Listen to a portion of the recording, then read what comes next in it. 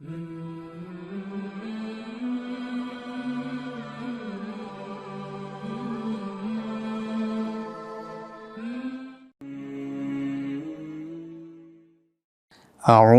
بالله من الشيطان الرجيم بسم الله الرحمن الرحيم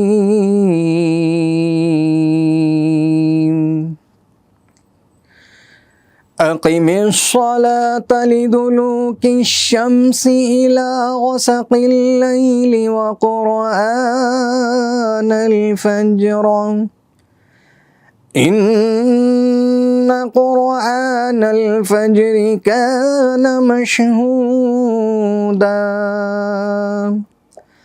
ومن الليل فتهجد به نافلة لك عسى أن يبعثك ربك مقاما محمودا وقل رب أدخلني مدخل صدق وأخرجني مخرج صدق واجعل لي من لدنك سلطانا نصيرا وقل جاء الحق وزهق الباطل إن الباطل كان زهوقا وننزل من القرآن ما هو شفاء ورحمة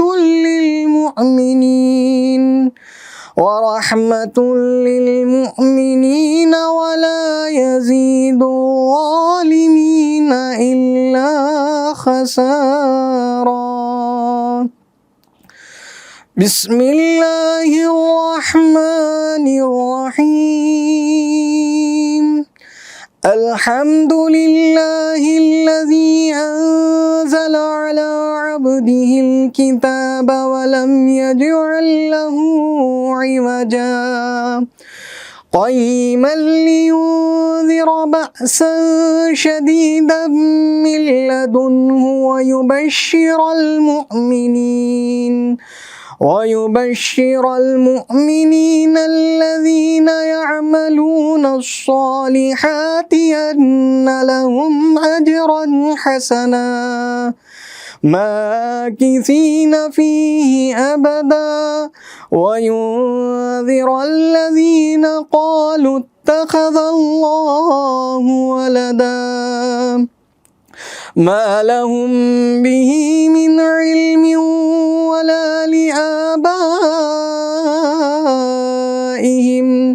كبرت كلمة تخرج من أفواههم إن يقولون إلا كذبا فلعلك باخع نفسك على آثارهم إن لم يؤمنوا بهذا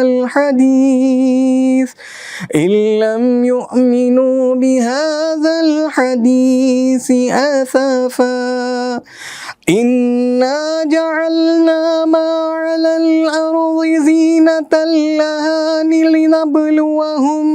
لنبلوهم أيهم أحسن عملا وإنا لجاعلون ما عليها صعيدا جرزا أم حسبت أن أصحاب الكهف والرقيم كانوا من آياتنا عجبا صدق الله العظيم.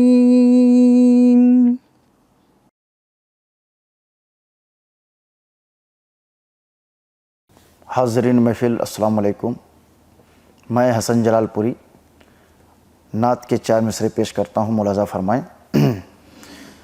ये क्या खुदा की अता नहीं है, یہ کیا نبی کا کرم نہیں ہے، نبی کی مدحت میں کر رہا ہوں، مجھے زمانے کا غم نہیں ہے، بہت گنہگار ہم ہیں، پھر بھی ہمیں ہے حاصل نبی کی نسبت، مٹا سکے کیا ہمیں زمانہ، کہ خود زمانے میں دم نہیں ہے، یہ کیا خدا کی عطا نہیں ہے۔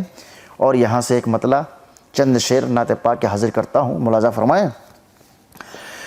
بے مثل و بے مثال ہے کنبہ رسول کا، کنبہ رسول کا، بے مثل و بے مثال ہے کنبہ رسول کا، کنبہ رسول کا، چلتا ہے جن کے نام سے سکہ رسول کا، سکہ رسول کا،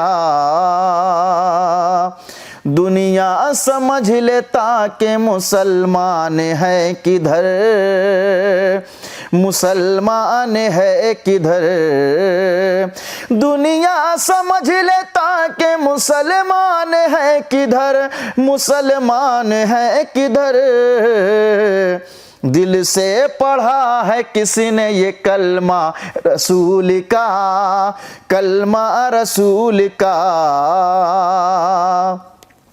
عاشور کی سحر علی اکبر کی شکل میں، علی اکبر کی شکل میں، عاشور کی سحر علی اکبر کی شکل میں، علی اکبر کی شکل میں، کرب و بلا میں گونجا ہے لہجہ رسول کا، لہجہ رسول کا، رحمت بنایا جس نے انہیں اس خدا کے بعد، انہیں اس خدا کے بعد، رحمت بنایا جس نے انہیں اس خدا کے بعد، انہیں اس خدا کے بعد، اعلیٰ ہے دو جہان میں رتبہ رسول کا، رتبہ رسول کا۔ شعر بطور خاص ملاحظہ فرمائیں۔ سورج یہ چاند اور ستارے بنا دیے، ستارے بنا دیے، سورج یہ چاند اور ستارے بنا دیے، ستارے بنا دیے، اللہ نے اتار کے صدقہ رسول کا، صدقہ رسول کا۔ اور یہ نعت کا مقطع حاضر کرتا ہوں، ملاحظہ فرما لیں۔ قرآن کہہ رہا ہے زمانے سے اے حسن، زمانے سے اے حسن، قرآن کہہ رہا ہے زمانے سے اے حسن، زمانے سے اے حسن، مرتا نہیں ہے چاہنے والا رسول کا، چاہنے والا رسول کا، بے مثل و بے مثال ہے کنبہ رسول کا، کنبہ رسول کا۔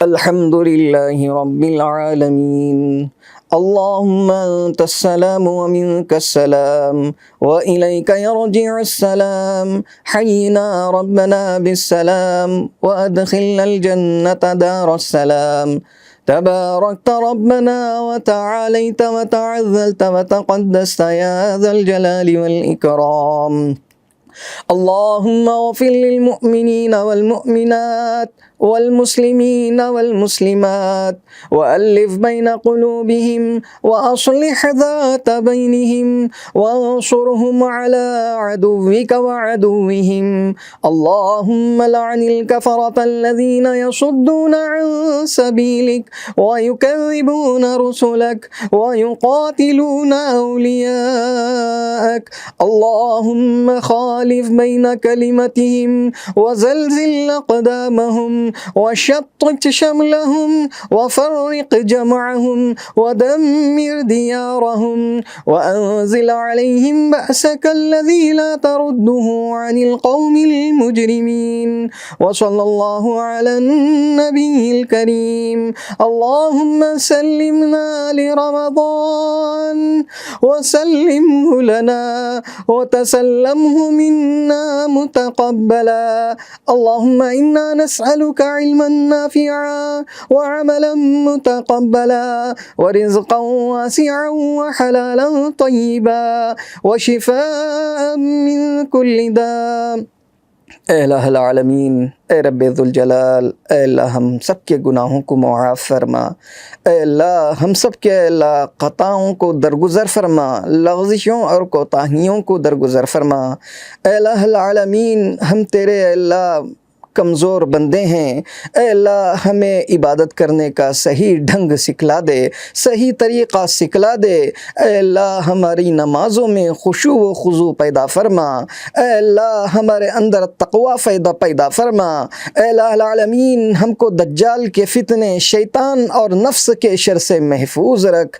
اے الہ العالمین، ہمیں تقوی اور پرہیزگاری کی زندگی بسر کرنے کی توفیق عطا فرما۔ اے الہ العالمین، کل مؤمنین اور کل مؤمنات، اے اللہ تمام کو ہر چھوٹی بڑی بیماریوں سے نجات عطا فرما۔ اے الہ العالمین، ہمیں حضور اقدس صلی اللہ علیہ وسلم کے پیارے طریقے پر چلنے کی توفیق عطا فرما۔ اے اللہ ہمیں پیارے حضور حضرت محمد صلی اللہ علیہ وسلم کی سنتوں پر چلنے کی توفیق عطا فرما۔ اے اللہ ہمیں اے اللہ آپ صلی اللہ علیہ وسلم کے ہاتھوں قیامت کے روز جام کوثر نصیب فرما۔ اے اللہ قیامت کے روز آپ صلی اللہ علیہ وسلم کی ہمیں شفاعت نصیب فرما۔ اے اللہ ہم کو تجھ سے اور تیرے پیارے حبیب حضرت محمد مصطفیٰ صلی اللہ علیہ وسلم سے سچی محبت نصیب فرما۔ اے اللہ ہمیں موت کی سختی اور قبر کے عذاب سے ہم سب کی حفاظت فرما۔ اے اللہ ہم کو اے اللہ قیامت کے روز اے اللہ اپنا دیدار نصیب فرما۔ اے اللہ جتنے بھی مؤمنین مؤمنات اے اللہ اس دنیا سے رخصت ہو چکے ہیں ان کی مغفرت فرما، ان کے درجات کو بلند فرما، ان کو کروٹ کروٹ جنت نصیب فرما۔ اے اللہ خصوصاً اس مبارک مہینے میں، اس مغفرت والے مہینے میں اللہ ہم سب کی مغفرت فرما، زندوں کی مغفرت فرما، مردوں کی مغفرت فرما۔ اے اللہ تمام کو اے اللہ تمام کو اے اللہ سیدھی راہ پر چلنے کی توفیق عطا فرما۔ ہمارے رمضان المبارک کے روزوں کو قبول فرما، یا عبادتوں کو قبول فرما، ذکر و اذکار کو قبول فرما۔ اے اللہ دلوں کا راز تو بہتر تو جانتا ہے۔ اے اللہ ہم اپنی حیثیت کے مطابق مانگ رہے ہیں، اب اے اللہ تو اپنی شان سے ہمیں عطا فرما۔